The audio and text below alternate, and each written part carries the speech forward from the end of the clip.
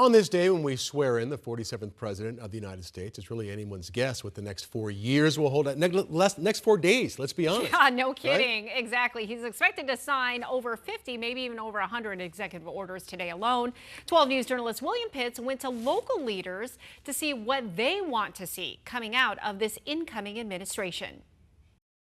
Arizona is purple. Democrats run the state, Republicans run the legislature, 2 Democratic senators, and it swung for Trump in November. So what does a purple state want out of the next 4 years? The basic things that all Americans have, we want everybody to have. Pastor Warren Stewart is a longtime civil rights activist. Arizona recognizes Martin Luther King Day in no small part because of him. We still do not have equitable public education funding.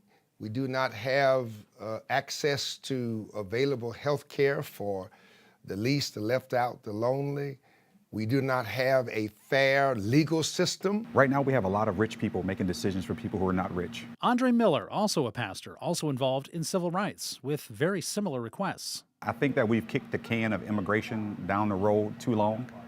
I think there needs to be legislative action to just put that to bed once and for all. The brinksmanship that we've started to develop over the last several years on the debt ceiling is a real problem. The debt ceiling, basically the U.S. agreeing to pay its bills, has to be raised or the economy, the global economy even, will probably crash. Maybe not surprisingly, Todd Sanders with the Greater Phoenix Chamber of Commerce wants the feds to focus on business. We want to focus on immigration and workforce from a chips perspective. We have TSMC here. Arizona has a fledgling microchip industry. It's going to need continued attention to grow.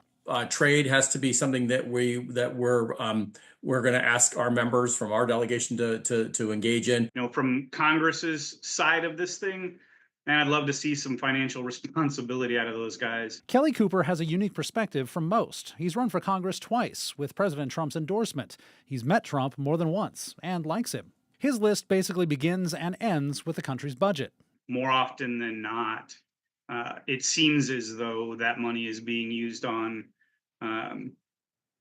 poorly supervised, untransparent projects that really don't go anywhere. But there's one thing everyone agreed on. They've been asking for the same thing for years, decades, through way more than one president. Has the list ever changed? No, it hasn't changed because the United States has not yet lived up to what it says in the Constitution.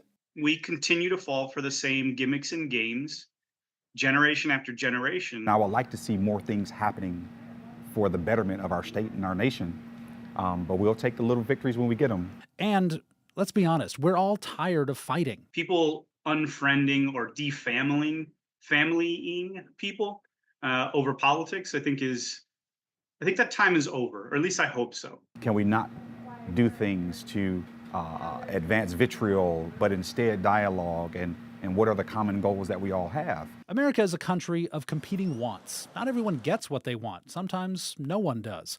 But every 4 years, we get to try again. In Phoenix, William Pitts, 12 News.